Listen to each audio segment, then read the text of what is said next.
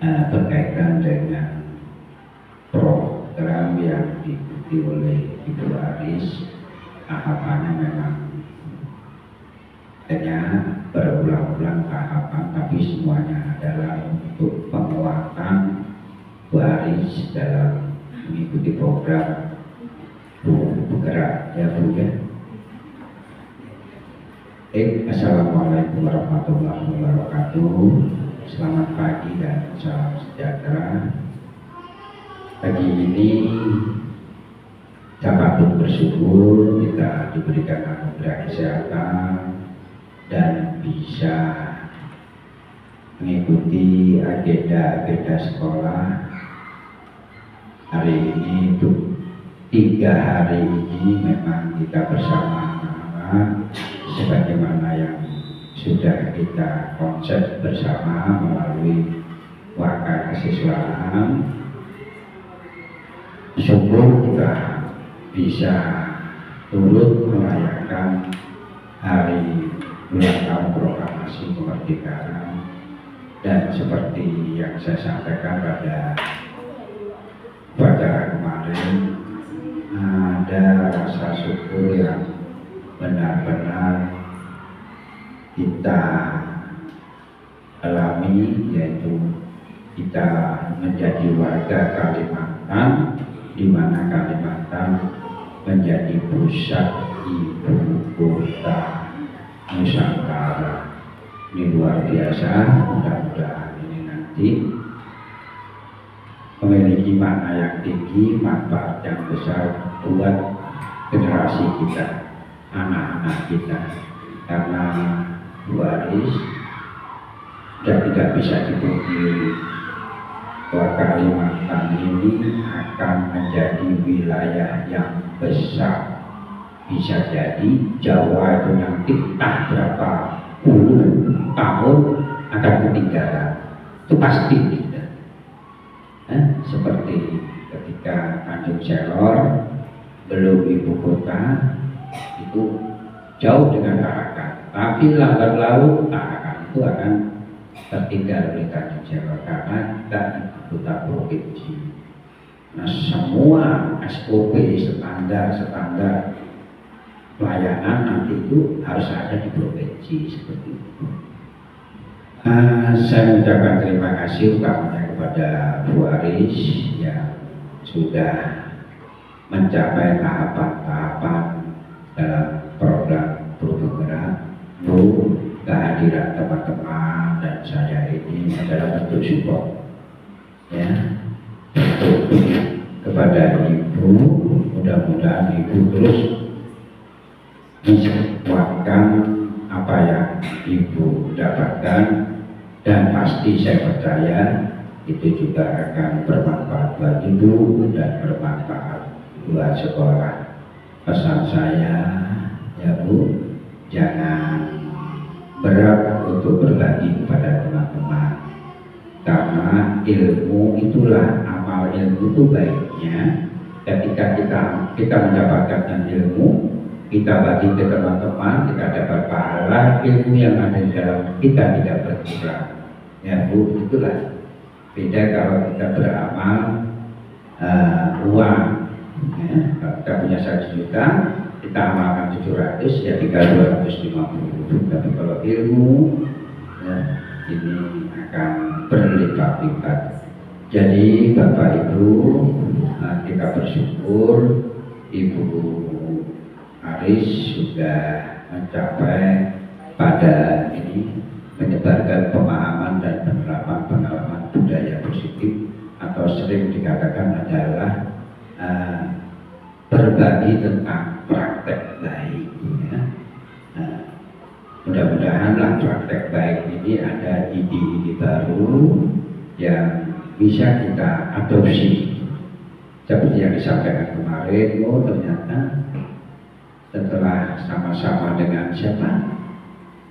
Bu pengajar praktek ya Bu Dora Hayati, ternyata sederhana untuk mengubah visi misi ya hanya dengan diskusi gitu saja ya, tidak terlalu suara pokok ya, walaupun itu sebenarnya sudah kita ketahui bersama-sama.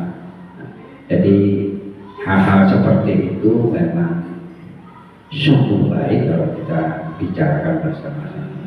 Jadi saya sangat berterima kasih Bu Aris, terus jangan lelah belajar dan jangan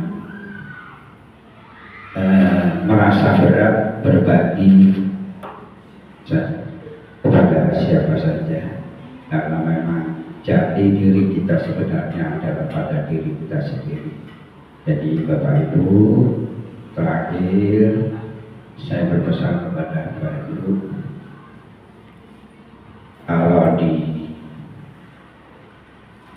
status guru profesional itu ada 4, yaitu ya 4: profesional di dalam akademik, profesional di dalam pedagogi, profesional dalam yang terakhir itu sosial. Ketiga-tiganya pandai-pandailah berbagi. Akademik apalagi satunya, pedagogi, dan ya yang paling berat itu sosial, ya. Jadi jangan sampai kalau kita merasa lebih terus tidak memperdulikan kepada teman-teman yang merasa kurang. Itu sulit sekali.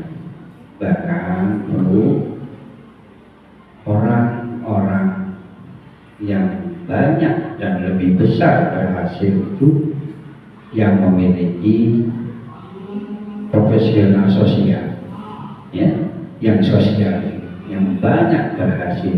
Banyak pemimpin-pemimpin itu gagal karena dia hanya mengandalkan akademik dan kecerdasannya, ya sosial, ya belajar, memang belajar.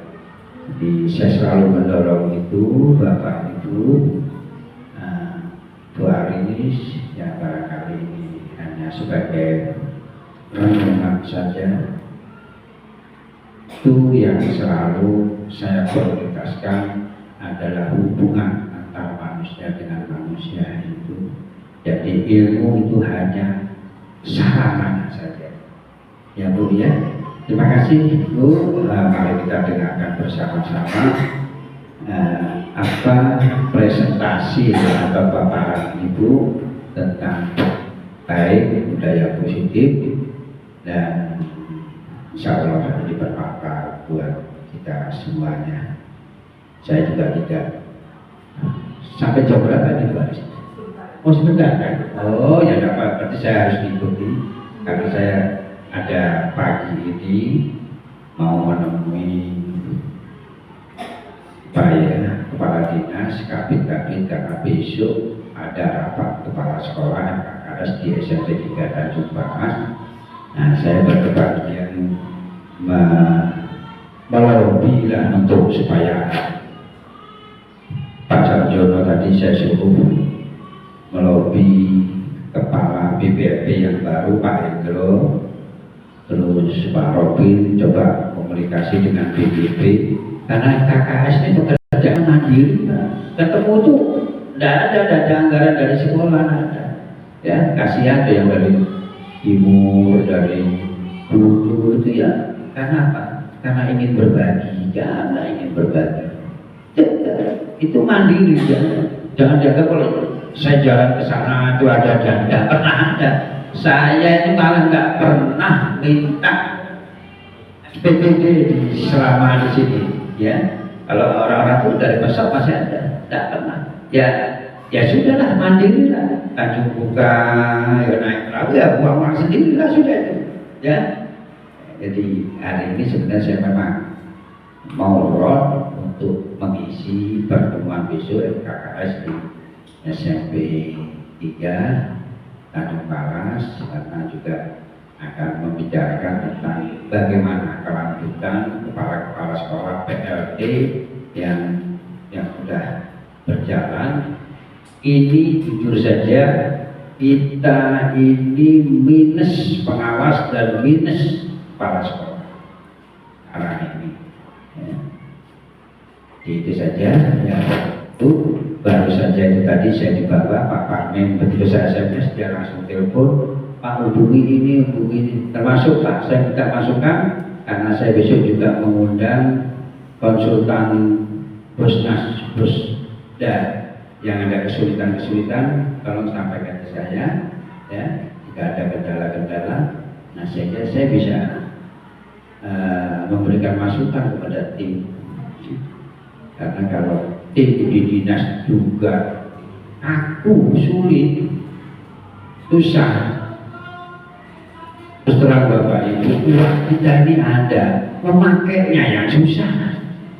Nah ini di sini ya. Jadi kadang kasihan. Saya sebenarnya itu Pak, anak-anak ini kan ada dua nih, dua dipikirkan. Ada yang kemarin tingkat nasional senam sama sepak bola, masuk tingkat nasional. Ya maksud saya itu adalah, tapi tidak bisa. Jadi maksudnya ada uang sakunya lah sedikit-sedikit. Terima kasih Bapak Ibu, selamat ya Bu Aris. Jangan mudah puas. Ilmu kata dosen saya dulu, di prinsip orang mencari ilmu, semakin ibu itu mendapatkan ilmu baru, itu merasa bodoh. Oh, diri kita itu merasa kurang. Makanya profesor-profesor itu sudah S2, masih ke S3 ya, masih lagi cari guru besar, karena dia merasa kurang. Bu, saya dulu ketika di rumah dua, ngajarnya itu pokoknya kalau tidak serem itu bukan guru gitu kan. Kalau tidak serem, kalau tidak marah itu bukan guru. Begitu saya kuliah, melihat mengajar, baru sadar, Masya Allah, saya kemarin itu banyak salah. Saya kemarin itu banyak mengandalkan emosi saja sama anak. Kemarin itu saya hanya kepingin anak-anak itu pintar, tapi tidak pernah memberikan contoh bagaimana caranya untuk pintar. Tidak memberikan cara. Maunya bisa terus, tapi tidak memberikan cara untuk tidak bisa. Ya saya kira Ibu ya, jangan puas hanya di sini, tapi terus kejar dan kejar terus. Akhir kata, wabillahi saya, wassalamualaikum warahmatullahi wabarakatuh. Selamat pagi dan salam sejahtera buat semuanya.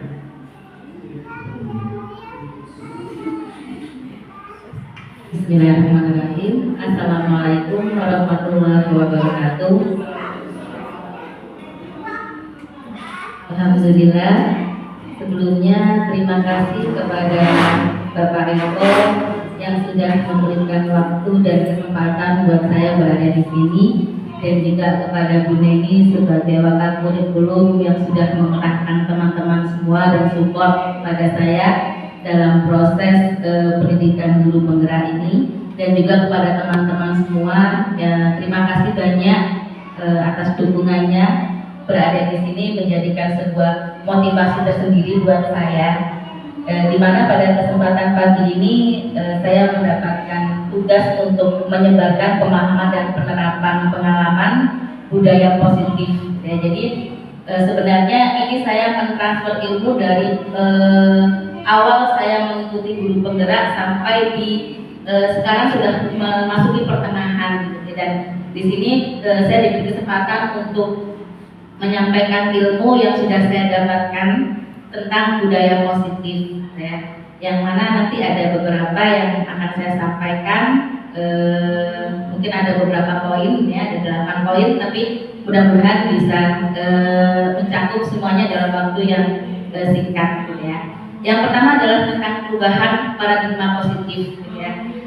Bapak Ibu sekalian, saya mengikuti guru penggerak itu awalnya tidak ada minat gitu ya, tidak ada keinginan gitu ya. Tapi ternyata semakin kesini saya kok butuh ilmunya tentang kurikulum merdeka ya. Dan sebelum saya mengikuti guru penggerak, banyak sekali pemahaman parsial yang saya dapatkan gitu, sehingga apa yang saya dapatkan itu menjadi sebuah keraguan gitu ya. Kata ini gini, kata ini gini, kata ini gini, sehingga kadang ada menimbulkan perdebatan gitu ya. Akhirnya saya mengikuti guru penggerak. Di awal mengikuti guru penggerak saya mendapatkan materi tentang filosofi Ki Hajar Dewantoro gitu ya. Dan Masya Allah gitu ya, ternyata dengan filosofi Ki Hajar Dewantoro itu di awal itu saja saya sudah takjub dengan materi yang disampaikan gitu ya.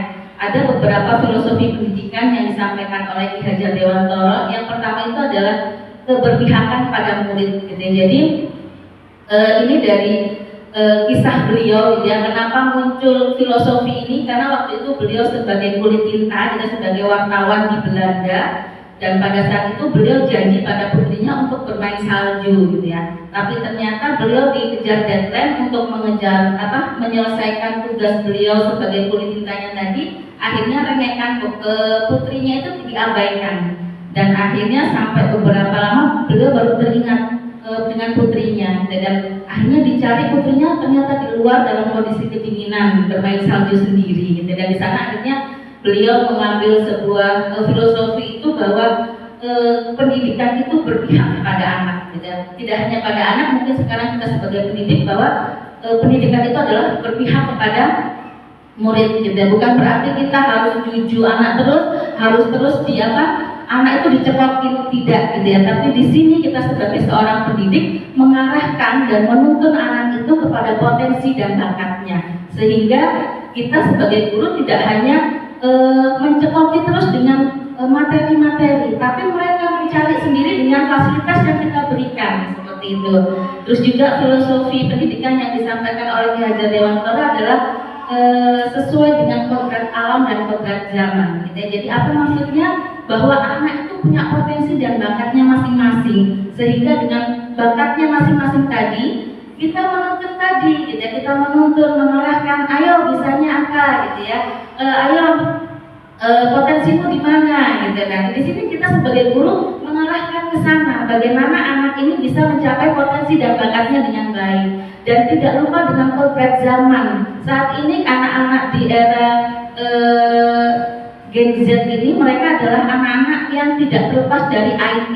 Nah, di sana juga kita sebagai seorang pendidik harus bisa menyeimbangkan zaman yang saat ini ada gitu. Jadi itu saling beriringan, sehingga kita juga dengan adanya kurikulum merdeka ini gitu ya. Jadi pembelajaran itu berdasarkan pada pembelajaran berdiferensiasi. Jadi kita tidak hanya terpatok dengan ceramah dan mencekoki saja gitu ya, tapi berdiferensiasi adalah kita sesuaikan dengan kemampuan dan bakat anak-anak gitu. Jadi kebutuhan dasar anak itu berbeda-beda dalam setiap perkembangannya. Jadi kita tidak berpatok pada saya harus mencatat terus gitu ya, terus misalnya harus LKS terus misalnya seperti itu, tidak. Tapi kita memberikan kesempatan pada anak untuk mencari bakat dan potensinya gitu ya. Seperti mohon maaf, kemarin juga saya sudah mencobanya di kelas 9 gitu ya, dengan materi reproduksi gitu ya. Saya berpikir gimana caranya biar anak-anak itu bisa menggali bakat dan potensinya gitu ya, karena ternyata tidak semua anak itu bisa semua mata pelajaran itu harus top gitu ya. Tidak semua mata pelajaran itu anak-anak harus hebat, tapi ternyata ya kita sendiri aja gitu ya, hanya ada beberapa yang memang di sana kita bisa mampu dan bisa, di sana kita menuntun anak-anak gitu ya. Nah, dengan filosofi ini kemarin awal saya mendapatkan, saya langsung teringat dengan anak wali saya di 7C kemarin, namanya Fajri gitu ya. Fajri ini memang luar biasa gitu ya. Menurut saya luar biasa. Awal-awal saya belum mendapatkan materi tentang filosofi pendidikan ini dari Ki Hajar Dewantoro. Jadi Fajri ini dia tidak ada keinginan untuk kalau pagi dia datang tidur di kelas, nanti jam 10 hilang kayak gitu.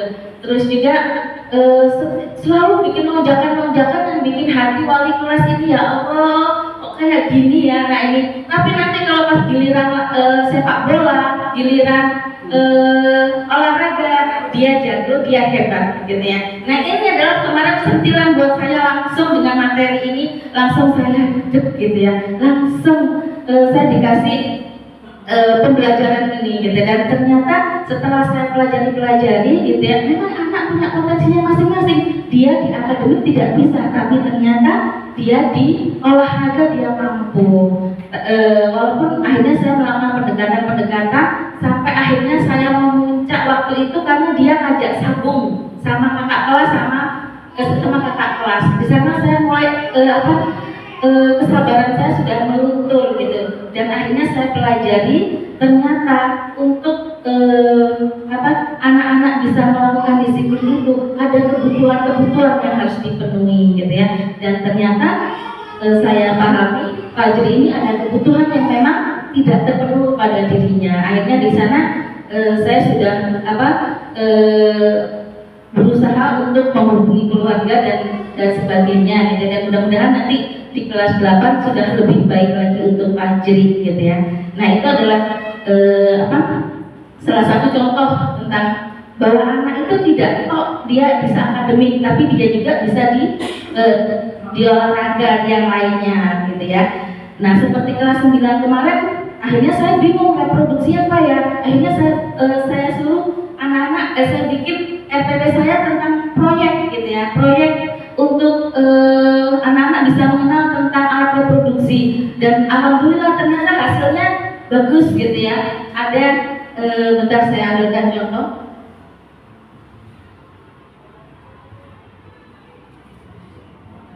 Ini tuh terbuat hanya dari bahan daur ulang gitu ya. Dengan bahan daur ulang ini ternyata anak-anak lebih memahami, lebih mudah memahami seperti itu. Dan nanti endingnya saya suruh anak-anak buat video. Ternyata walaupun tidak semua anak-anak bisa membuat proyek gitu ya, tapi nanti di videonya ada yang bagus sekali. Jadi memang itu ternyata memang di sini saya langsung memahami ya.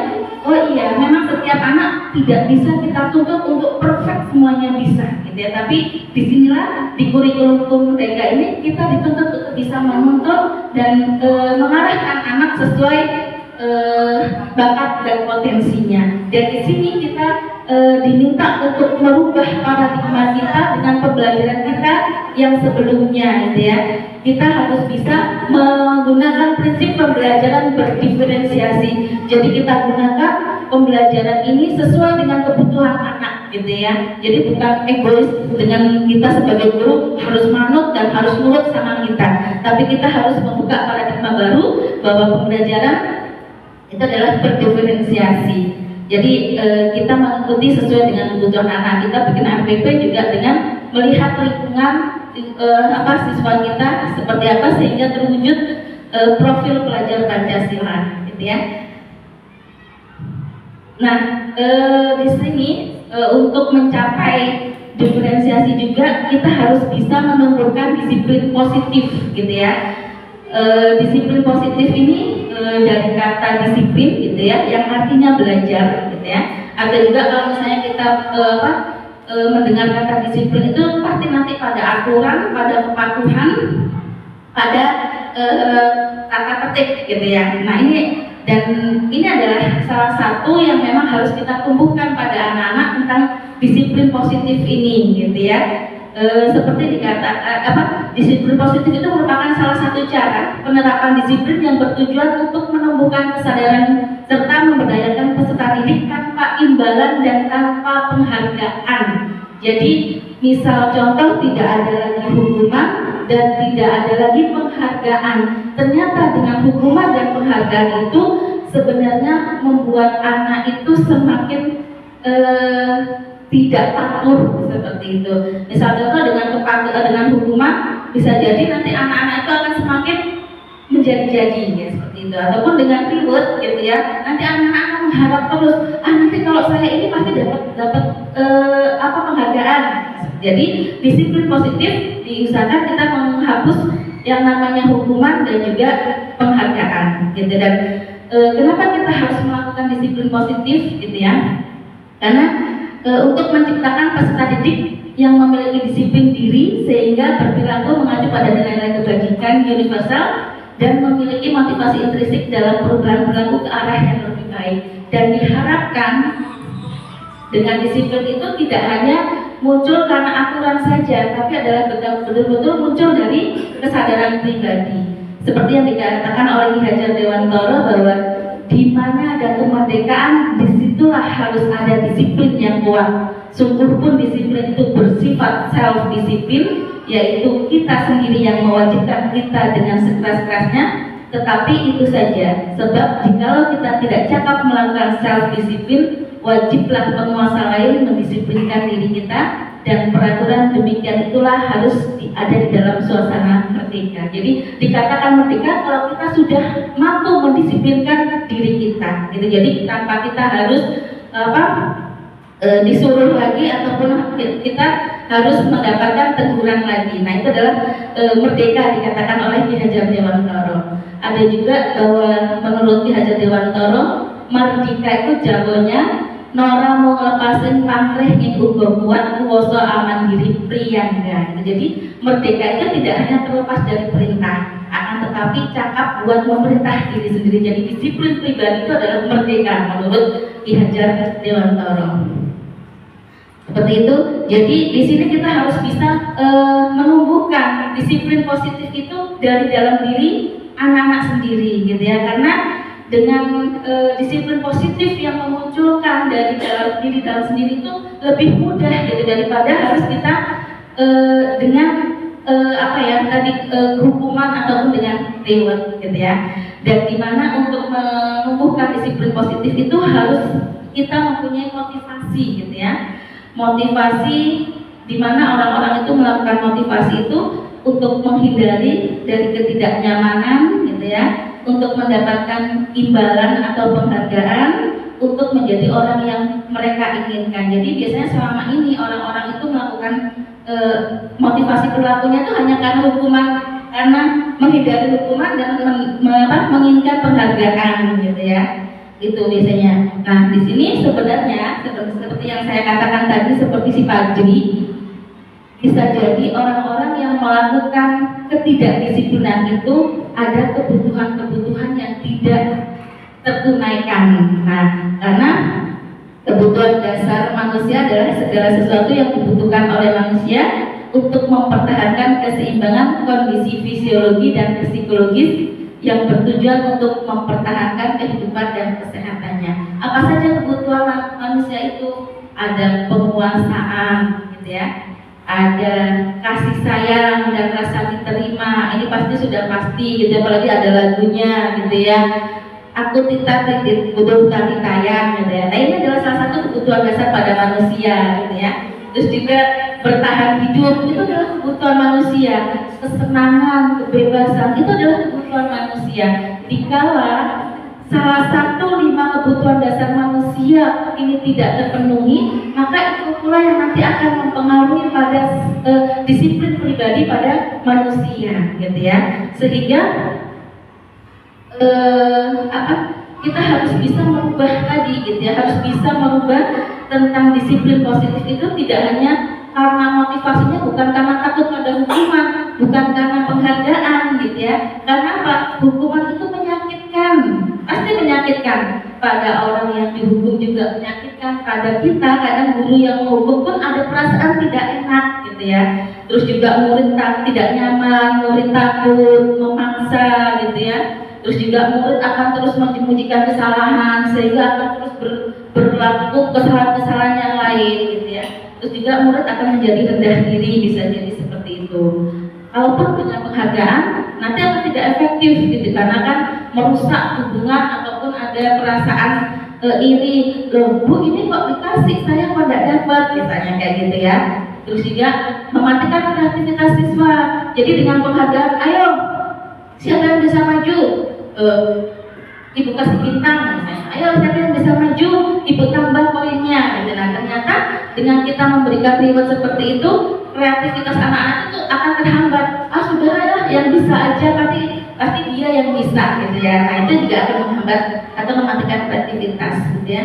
Terus juga menghukum dengan sistem ranking. Nah, ini kenapa di kurikulum merdeka juga tidak ada ranking ya, Bapak Ibu, karena ini adalah salah satu bentuk penghargaan ini bisa membuat anak semakin mungkin yang tidak mendapatkan ranking akan sedih, gitu ya.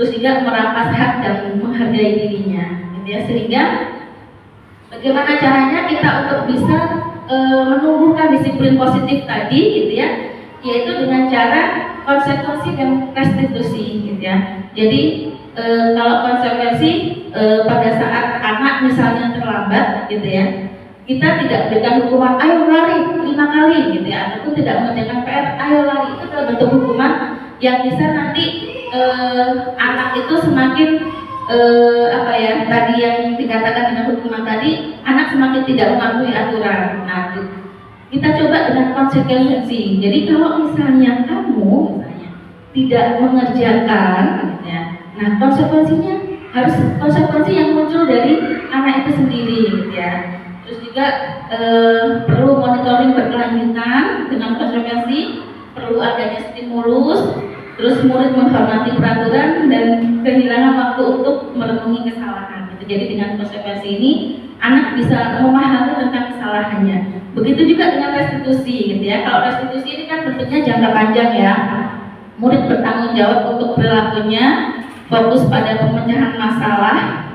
Terus juga murid menghormati dirinya dan orang lain, teori kontrol dirinya. Dan yang terakhir adalah murid bersemangat memperbaiki kesalahannya. Kemarin saya coba di kelas 9C kemarin pada Tino yang merokok gitu ya, saya coba restitusi ini gitu ya.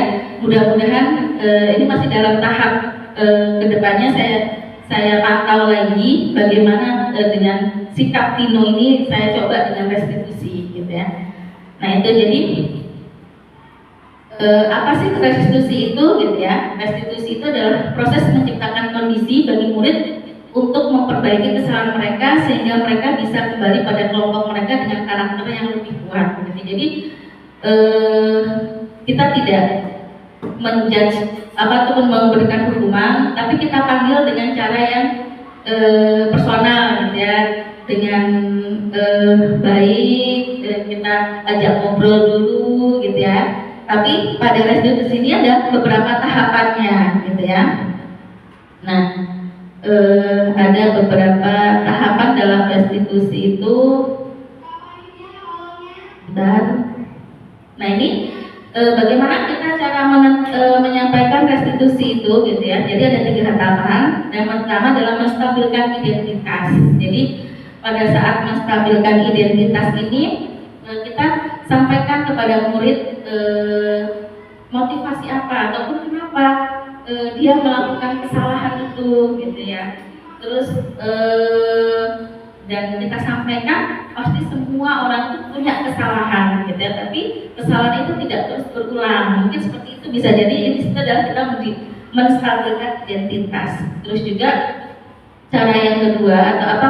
Tahapan yang kedua adalah dengan validasi tindakan yang salah, gitu ya. Jadi kita menanyakan juga, gitu ya, motivasi dia kenapa melakukan tindakan itu ataupun kesalahan itu, gitu ya. Dan di tahapan yang terakhir baru kita menanyakan tentang keyakinan kelas.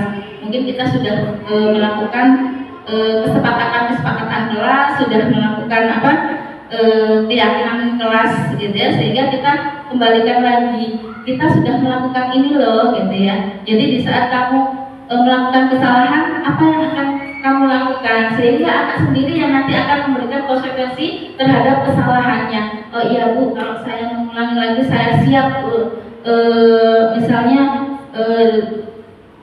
untuk menulis misalnya ataupun apa, nah itu ataupun saya tidak akan mengulangi lagi Bu, saya berjanji. Nah itu adalah nanti restitusi segitiga restitusi inilah nanti yang menimbulkan kesadaran pada diri anak sendiri. Oh iya, berarti ini salah, saya harus bisa melakukan perbaikan ke depannya, seperti itu.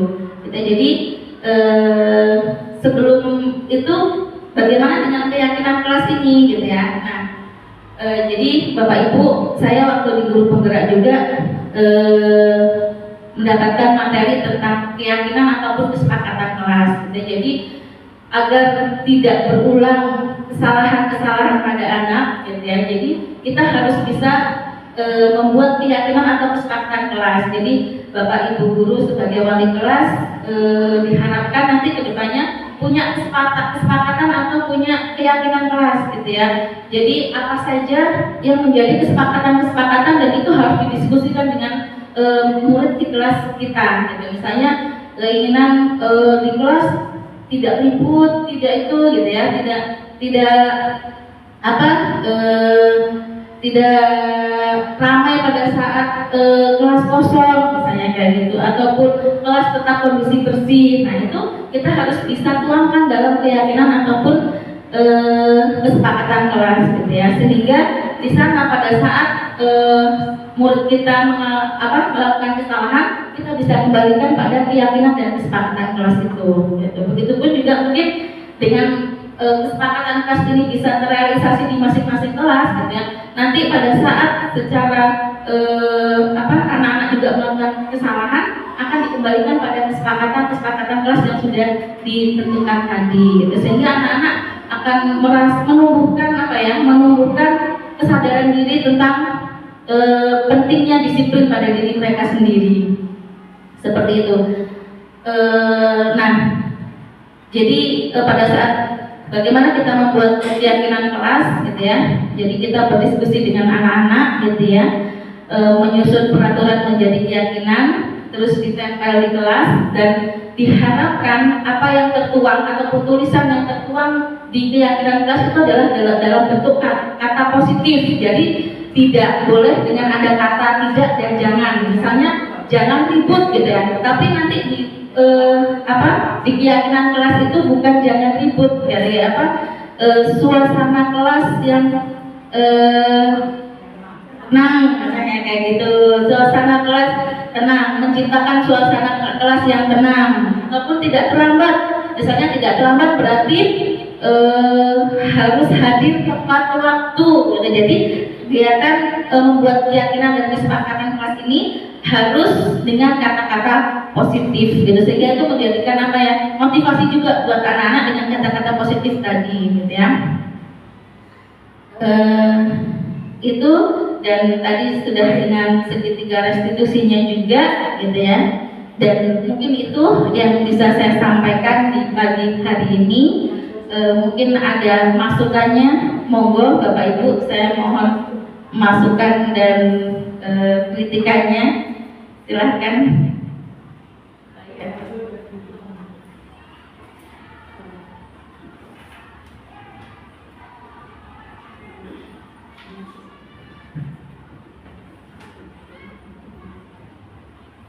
Terima kasih waktunya Bu Aris.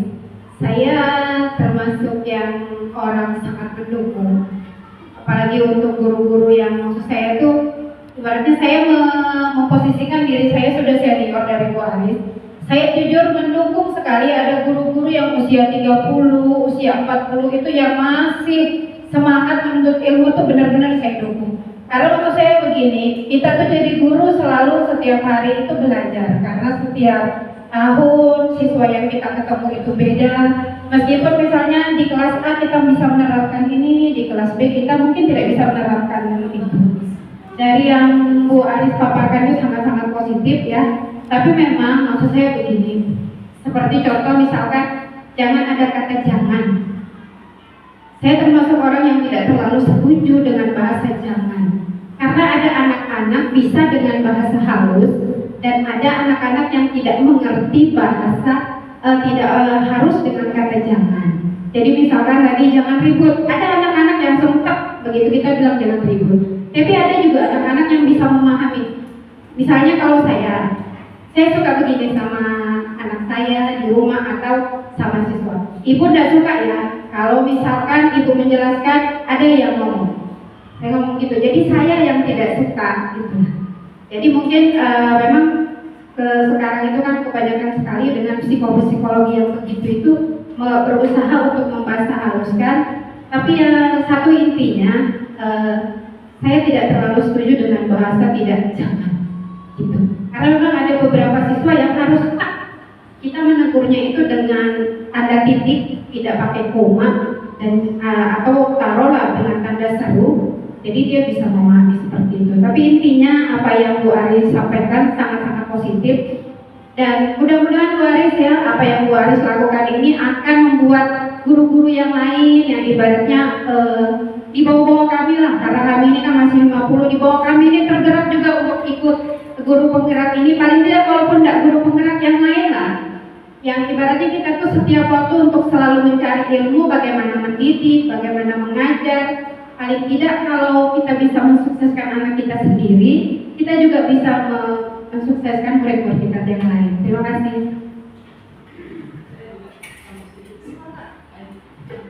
Terima kasih. Saya juga minta waktunya, memang luar biasa hari ini. Materi yang awalnya Bu Aris bilang minta waktu, saya anggap biasa aja, tapi setelah kita ikuti bersama, ada hal-hal yang luar biasa saya dapatkan hari ini. Saya juga mendukung apa yang dibilang Bu Iwati, yang muda, terus berkarya dan semangat. Tapi bisa untuk yang tua, kita posisikan sebagai guru penggerak juga, walaupun tidak formalitas yang nanti disebut guru penggerak, tapi jiwa kita yang tua, ayo kita juga sebagai guru penggerak dalam hati kita dan perilaku kita. Kemudian ada satu yang sangat luar biasa tertanam bagi saya, kata-kata kesepakatan keyakinan apa? Keyakinan, kesepakatan keyakinan. Enggak, kesepakatan keyakinan tadi kan? Tapi ada tadi kesepakatan keyakinan yang lebih baik kata itu dipakai daripada tata tertib. Karena kalau kita bilang tata tertib memang akhirnya jatuhnya dipaksa dan di situ nanti ada hukuman. Tapi kalau keyakinan kelas yang arahnya kesepakatan keyakinan itu, kalau saya konotasinya menjadi hal yang luar biasa, sehingga anak tahu sendiri dengan yakin bisa memenuhi peraturan. Nah, kata-kata itu bisa dipakai di kelas, jadi kata itu bisa diubah dengan kata yang mungkin termotivasi bagi semua anak-anak dan wali kelas. Jadi sekali lagi tata tertib jangan langsung diputuskan buat sendiri, tapi ada kesepakatan kelas sehingga muncul ada keyakinan kelas itu tadi. Jadi hari ini kita bisa mendengarkan dari Bu Aris dan nantinya bisa kita sebagai wali kelas, yang Bapak Ibu wali kelas bisa dicontoh dan untuk membuat keyakinan kelas dengan bahasa yang bisa dipahami oleh anak-anak dan bisa dilakukan. Jadi sekali lagi yang muda ayo terus berkreasi, ikut menjadi guru penggerak, dan yang tua guru penggerak di dalam hati, ikuti dengan apa yang didapatkan seperti guru penggerak itu aja. Terima kasih Bu Adi.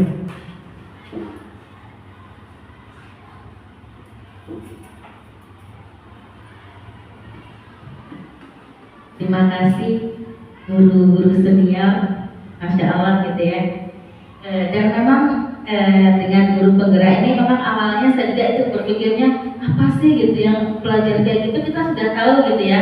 Waktu kita belajar di kuliah juga pasti ada pengantar pendidikan, pasti ada dasar-dasar pendidikan gitu ya. Makanya ini waktu awal elaborasi dengan pemateri dari pusat, saya pernah bertanya di Zoom itu, Bu, kenapa gitu ya filosofi pendidikan yang disampaikan oleh Ki Hajar itu tidak diterapkan dari dulu gitu, karena menurut saya filosofinya tuh luar biasa gitu. Dan selama ini mungkin kita belajar tentang pendidikan itu banyak dari pakar-pakar dari luar negeri gitu ya, sedangkan kita punya pakar sendiri dari Indonesia gitu ya, Ki Hajar Dewantoro ini kenapa baru diterapkan sekarang gitu ya. Dan ibunya tuh menyampaikan, ya pertanyaan yang luar biasa, saya juga tidak bisa menjawabnya Bu. Jadi ya memang untuk Bapak Ibu yang belum mengikuti guru penggerak, ayo ikut guru penggerak gitu ya. Ya betul-betul materinya tuh jadi memang realita yang ada di kehidupan kita saat ini gitu, dan itu membantu sekali gitu ya dengan kita sebagai guru, sebagai pendidik gitu ya, untuk bisa mengatasi permasalahan-permasalahan yang ada sekarang seperti itu gitu, sehingga kita bisa menyelesaikan dengan baik, kita bisa menuntun anak-anak juga dengan baik gitu ya. Karena memang sekarang kita dituntut menjadi guru-guru yang inovatif gitu ya, guru-guru yang mandiri gitu ya, sehingga bisa menciptakan pembelajaran yang baik juga gitu. Mungkin itu. Ada lagi mungkin yang gitu.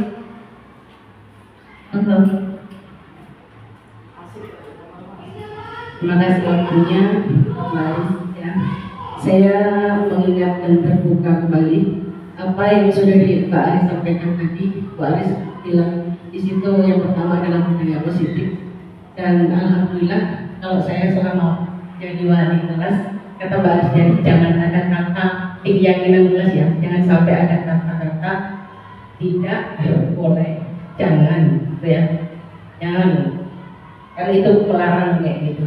Tapi saya sudah aplikasikan di kelas ya, yang sudah saya kasih spanduk dulu sebelum ada P5 seperti ini.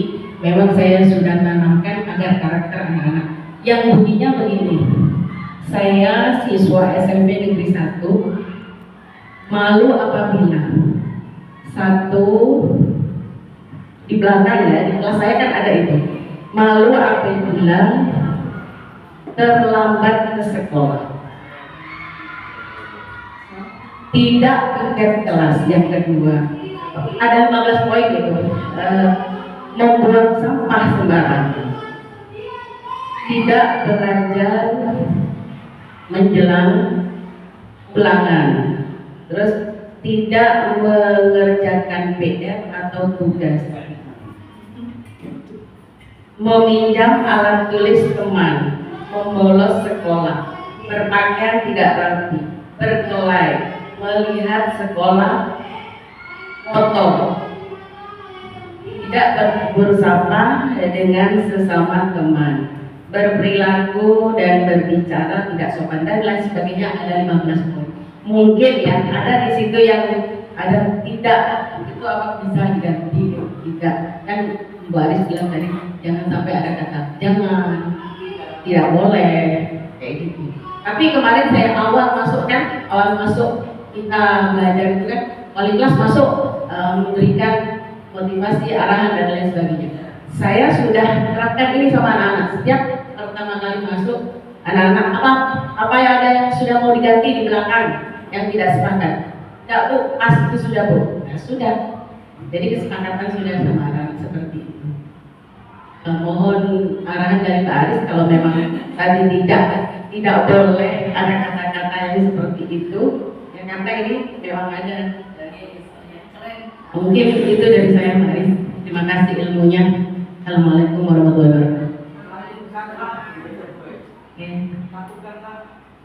Terima kasih Bu Ai, Masya Allah ya, bisa jadi contoh buat kelas-kelas yang lain. Ternyata Bu Ai sudah melakukannya, kesepakatan kelas itu sudah jauh sekali gitu ya. Nah, kalau dari materi yang saya dapatkan, misalnya tidak membuang sampah sembarangan gitu, jadi menciptakan kelas yang bersih gitu. Misalnya tidak piket, berarti itu tadi melaksanakan piket. Nah, jadi itu jadi lebih apa ya, dengan kata-kata positif tadi lebih merangsang anak untuk bisa melakukan kata tertibnya, maksudnya kata-kata tertib apanya, keyakinan kelasnya dengan baik seperti itu gitu. Nah, jadi nanti mungkin bisa dicontoh di kelas-kelas lain Bu Ai. Saya juga belum bikin keyakinan kelasnya. Ya, baik. Ada lagi Bapak Ibu? Oh ya, silakan Bu Lia. Ya, ini yang agak menekankan saya ini adalah kesepakatan kelas, benar sekali. Karena yang banyak saya dapati anak-anak ini mungkin bahasanya, ya. Karena dari SD, SMP sampai SMA yang saya lihat budaya santun dalam berbicaranya itu kurang. Untuk penggunaan bahasa memanggil teman saja itu sudah berbeda jauh. Ada yang menggunakan kata cok lah, ya.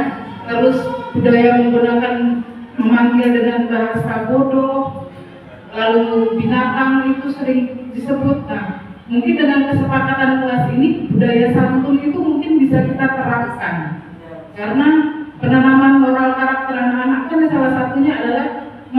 mendisiplinkan budaya berbicara. Karena kita sebagai guru, kalau anak-anak sering melakukan itu dari SD saja sampai SMP, karena ini budaya ini sudah ada dari SD.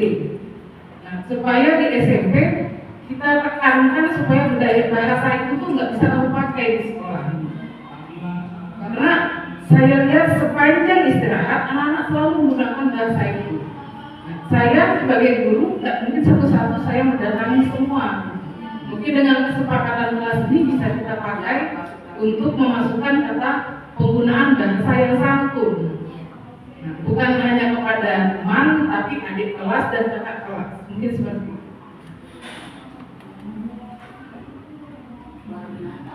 Ya, terima kasih Bu Lia, luar biasa sekali.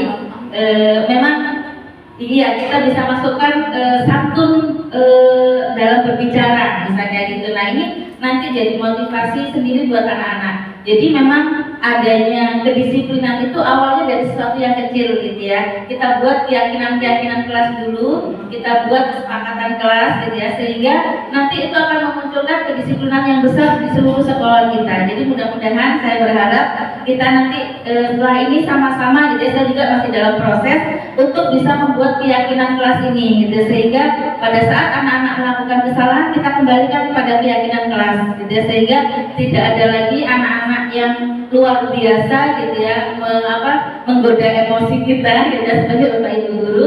Nah kita mulai dulu dari hal yang kecil, adalah dari kelas-kelas kecil kita dulu gitu ya, kita terapkan itu sehingga pada saat anak-anak melakukan kesalahan kita punya sudah segitiga restitusi tadi gitu ya, kita datangi dengan baik-baik, kita kembalikan pada keyakinan kelas dan kita korek mereka gitu, kita motivasi mereka bagaimana kalau misalnya nanti melakukan kesalahan lagi, biarkan anak-anak sendiri yang menyampaikan tadi gitu ya, apa yang akan konsekuensi yang akan mereka dapatkan, seperti itu gitu ya. Mungkin itu Bapak Ibu sekalian, ada lagi ya. Alhamdulillah, terima kasih banyak atas partisipasinya gitu ya Bapak Ibu sekalian. Sebenarnya kedisiplinan itu adalah bermula dari diri kita sendiri gitu ya, dan seperti filosofinya Ki Hajar Dewantara, ingat sasungtulodo gitu ya, kita sebagai pendidik adalah contoh buat anak-anak kita. Jadi pada saat sebelum kita melakukan disiplin pada anak-anak, kita disiplinkan dulu diri kita gitu, sehingga apa yang menjadi contoh pada diri kita menjadi contoh juga buat anak-anak kita semua di sekolah kita. Semoga kita menjadi sekolah yang bisa mewujudkan sesuai dengan visi dan misi yang sudah ada di sekolah kita. Mungkin itu yang bisa saya sampaikan. Terima kasih banyak atas partisipasinya, terima kasih banyak atas kehadirannya, menjadikan support saya berada di sini. Saya akhiri. Assalamualaikum warahmatullahi wabarakatuh.